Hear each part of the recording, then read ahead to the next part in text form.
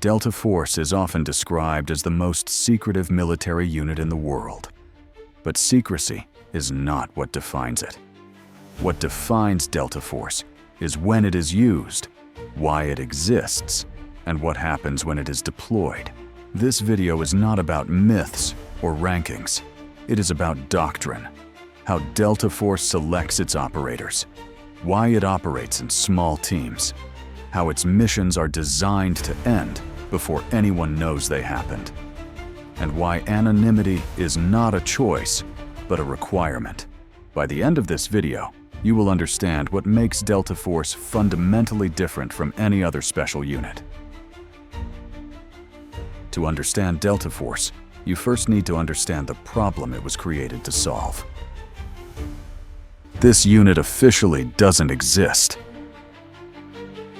There are no public rosters, no official ceremonies, no confirmed mission list. Yet for decades, it has shaped how modern special operations work. Delta Force was created during the Cold War, when governments realized that some threats moved faster than politics.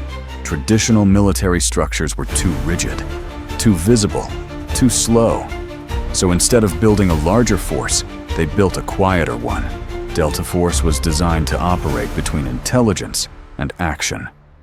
Its structure is flexible. Teams are formed around the problem, not rank or hierarchy. Silence isn't a coincidence. It's part of the design. Because visibility creates patterns, and patterns create risk. In this case, what you don't see is exactly what makes it effective. Delta Force selection is not designed to find the strongest soldier. It is designed to reveal who keeps moving when there is no feedback, no encouragement, and no certainty. There is no public application. Candidates must already serve in the military and are quietly invited to attempt selection. The process begins with physical screening, but that is only the entry point. What follows is land navigation, conducted alone, over unfamiliar terrain, day and night, often with little sleep and increasing weight. There are no teammates. No time standards are explained. You are simply told if you are late and sent out again. The goal is not speed. It is judgment under fatigue. Most candidates fail not because their bodies give out, but because their decision-making collapses under stress. Those who pass move on to operator training. This phase focuses on adaptability, marksmanship, planning, surveillance, and operating across different environments. Training emphasizes thinking, not following scripts. Delta Force does not select the fastest or the strongest. They select the person who continues when quitting would make sense.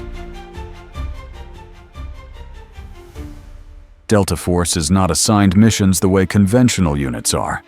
They are used when a situation cannot fail, cannot escalate, and cannot become public. Their missions are defined less by location and more by consequence. One category involves counterterrorism, high-risk scenarios where time is limited and decisions must be made in minutes, not days.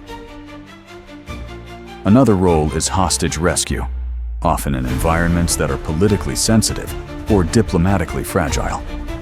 Delta Force is also used for high-value target operations, not large-scale raids, but focused actions aimed at a single objective. They are sometimes tasked with special reconnaissance, operating quietly to gather information without being detected. In certain cases, they support other units, providing planning, coordination, or highly specialized capabilities. What defines these missions is not aggression, but control. Delta Force is deployed when precision matters more than visibility, and success matters more than recognition. Delta Force is designed to disappear. Delta Force does not rely on large formations. Their missions are built around small teams, because smaller teams create fewer variables. A small team moves faster, communicates more clearly, and adapts without waiting for orders. Operators are expected to make decisions on the ground, without constant oversight. Low visibility is not about hiding. It is about reducing attention. Large movements attract attention. Noise creates escalation. Visibility creates consequences. Delta Force prioritizes control over force, precision over presence. Small teams allow missions to end before anyone notices they happened. That is why Delta Force operates quietly and rarely operates alone. They can never be identified. Delta Force operators are trained to remain anonymous, not after missions, but forever. Unlike most military units, Delta Force does not promote its members. They are not publicly identified, and their names are rarely known. This is not about secrecy for prestige. It is about protection. Operators often continue serving in sensitive roles long after missions end. Public exposure creates risk, not only for them, but for their families. Anonymity also preserves flexibility.